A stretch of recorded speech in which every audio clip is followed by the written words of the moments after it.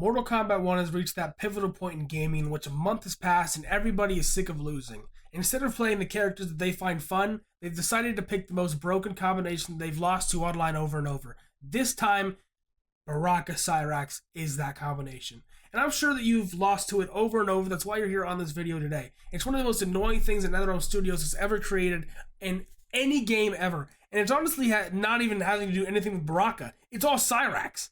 CYRAX is busted. That's why you see him on Johnny. That's why you see him on all the other characters.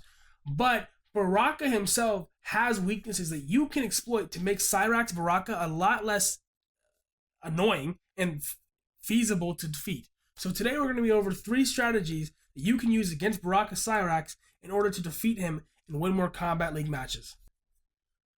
So one of Baraka's biggest issues in this game is his chip damage. Everybody who's fighting him is blocking his combos and they don't understand that there's 20% of their health just getting ripped from them while blocking. It's disgusting.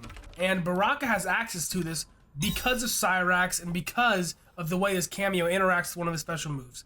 It's able to just delete your health bar, plus Baraka's special chip stuff. If you don't know, Baraka has special properties on some of his moves. If you're bleeding, you'll take extra block damage. It's very annoying stuff.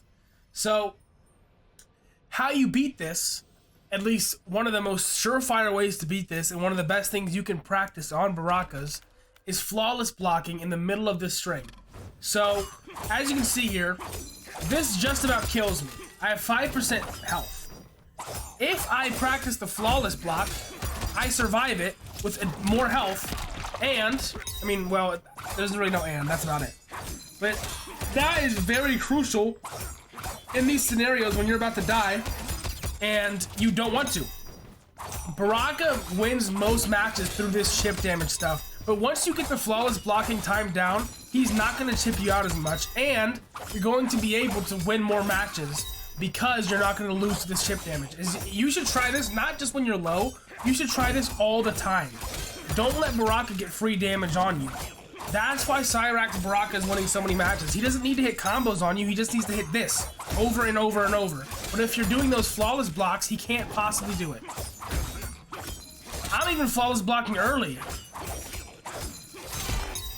You can just keep on going for it. You can even try it right before he even throws the move. You can go for it. You miss it, go for it there. There are multiple opportunities in this string to go for a flawless block. So you just release block, and you press it again, and that's how you do it.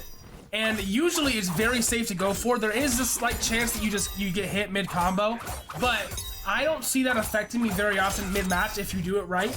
And the more you practice this, the better you'll get at it, so the more consistent you'll be at it. This is one of the most surefire ways to beat Baraka. It's one of the most difficult things to practice, but once you get it down, you will be able to see a huge difference in your gameplay against Barakas. Especially against CYRAX, because CYRAX just adds so much chip to his damage. It's just disgusting. Another thing I hear players complaining about very often on Baraka is his low, and how it often looks like an overhead, how it's difficult to block, how it's difficult to punish, it's safe on block. It is not safe.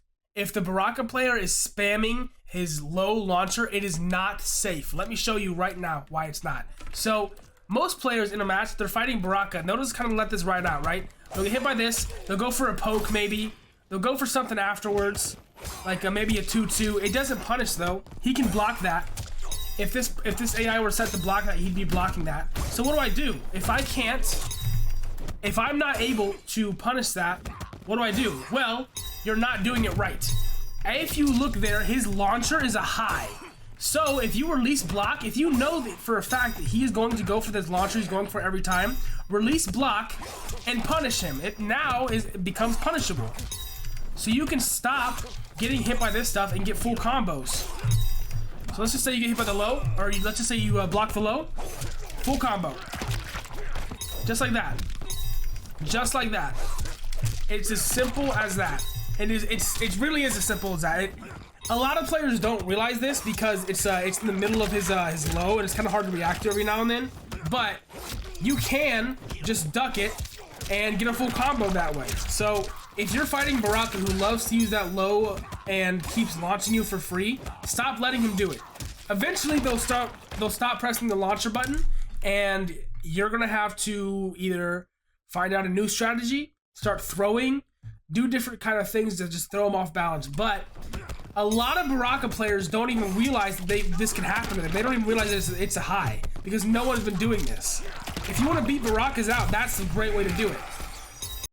The final tip I want to go over with Baraka is low profiling. Baraka loves to use this string right here, 2-1, because it has a high, and it is very long reaching. It's very quick. It's the string that every Baraka uses to start up their strings. But one thing I love to do to stop this is to sit back here and low profile Barakas with a down 4 or a down 3. For Havoc, down 4 is incredible, but I can duck his high, especially with Havoc because of how long my down 4 range is. But I can just duck that and keep him at bay.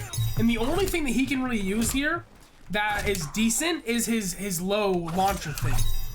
But like we just discussed previously, that is also incredibly counterable as well. So use your low profile to say, stay away from me, Baraka. I don't want you in my space. I don't want you to be using this stuff on me. And if you hit one of these, you now have an advantage. So I have a +9 hit advantage here. So I can just go for like something like this maybe if I'm close enough. I can go for different types of things. If he blocks that, that's pretty plus on block for me. There's a lot of different things I can do here, but really you're throwing this out here just to stop that pressure. You want to keep him away from you, keep him at bay. You want to duck under his high. Most Barakas only use this string. This is like the only string they touch, and maybe the low every now and then. But if you're able to set up this wall against these Barakas, they're not going to be able to do that stuff against you. They're not even going to be able to use their chip damage against you because they're not hitting you. And a lot of Baraka's moves are highs. So you can avoid his projectile this way. You can avoid his best string this way. And it's just, like I said, it's a great way to set up your own pressure. The second you hit one of these, go for your own pressure.